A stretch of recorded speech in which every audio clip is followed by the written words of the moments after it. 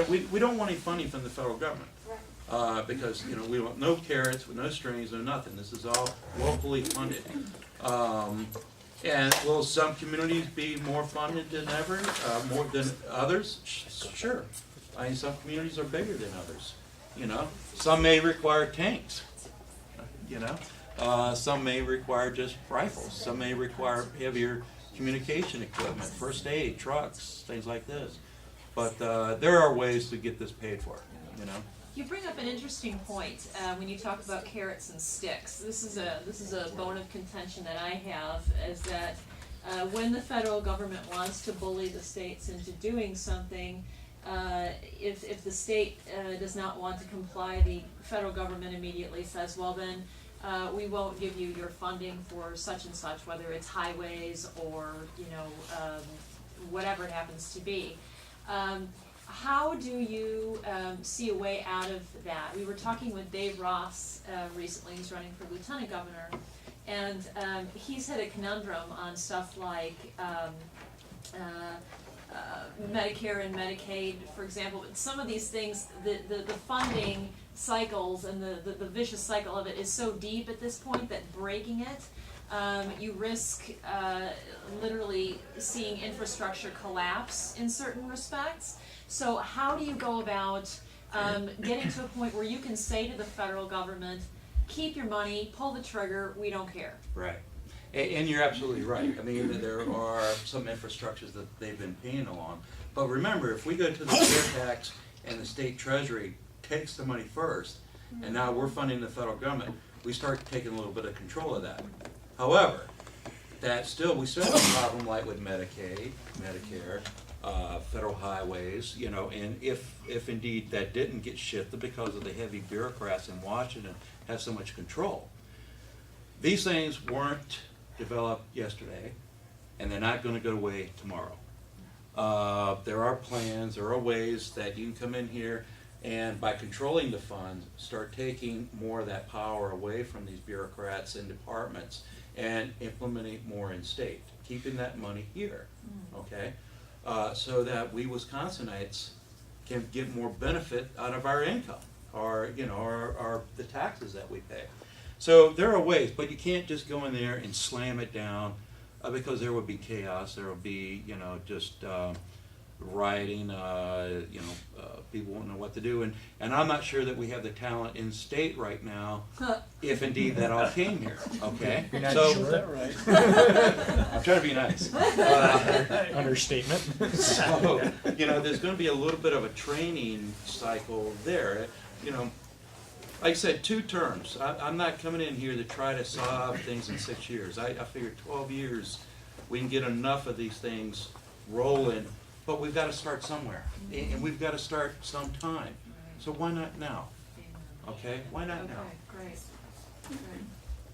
Miss Questionnaire back there. I'm sorry.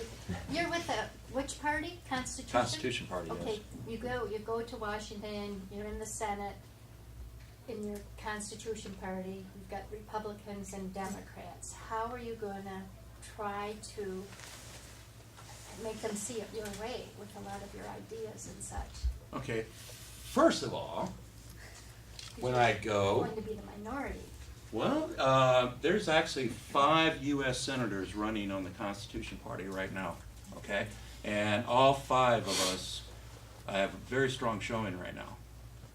There's a very good chance all 5 could get in office, okay? So that actually would create the minority party, okay? I mean, right? So that's some control. But let's just say me, all right? Let's just say that I'm the lone wolf out here. There was 1 vote that got the health care passed through, okay? 1 vote can make a difference, okay? So can I be effective? Yeah, I can be effective. Now, the second part is how do you get people? Well, the process is called selling, persuading, showing that, you know, what we want is constitutionally sound and the right thing to do. And if not, then, you know, it is a process, and that process does include selling your constituents and selling to people there. And if the people in Washington can't buy it, hopefully you can sell more to your constituents, and they can put pressure on the other people to get it through. So there are ways. I mean, just being a lone wolf doesn't mean that you're ineffective. You're all by yourself out there, okay? And the way that things are looking right now, I mean, if you look across the political structure of candidates running, the number of independents that can get in 2010, the Constitution Party has numerous representatives running, okay? And we have numerous people running at state levels.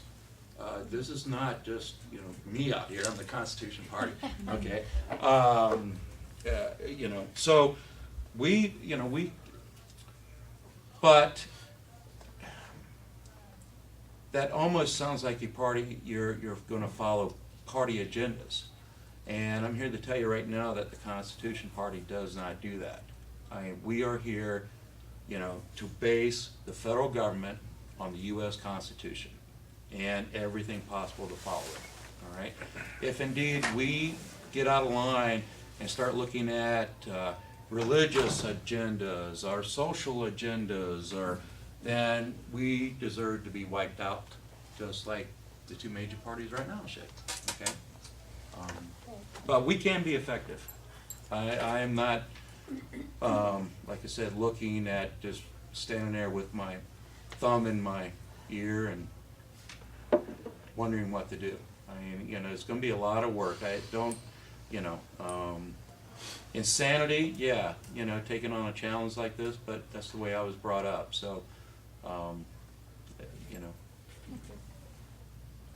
What are your thoughts on public schools and stuff like that? I know you said the ADA you would get rid of, stuff like No Child Left Behind. I think that one of my plan is to get rid of the Department of Education. What does Washington, D.C. know about raising a child in Barron County, Wisconsin? Okay? So I'd like to see that, and that I can do from the federal level. But then it comes back to the state. The state has to be strong in its educational process, and therefore actually making the lower communities like the county stronger. Okay, remember, you know, I don't know if you've seen the whole big power structure of what it's like here in the United States government, but you are the top. The city, the county, the state, then DC, okay? So what I would like to see is that the states make each county strong and let the county implement its own education needs. You know, I travel around Wisconsin, and I'm here to tell you not one county is exactly alike in the other one, okay, through both geographically and as well as customs, all right? But I'm a very big homeschooler. We've got numerous homeschool kids in Cumberland that actually there last year they went to the high school and graduated, but these are some smart kids, all right? So I'm very big in that. And again, we have to get back, you know, to make local government work. We just can't keep electing the same aldermen in there. Like the council right now in Cumberland, my term is the oldest group there. But before that, we had 4 or 5 people that were on there 30 years. Same thing with the school district. Get these people up. You got to get more involved. You've got to pay more attention to your education and to your city and your county board of directors. Okay, it's up to you. But you know, there's nothing really the feds can do at that level, but except wipe out the big asset store that's there, you know, and that's the Department of Education, and cut off the funding to it. So, you know, does that answer? Do you believe in the permanent solvency of entitlement programs? I don't believe in entitlement at all. No, I just don't. I mean, there's nothing. The Constitution entitles nothing to people except life, liberty, and the pursuit of happiness. And you know, that's what the federal government is all for, and is to protect you so you can do those 3 things.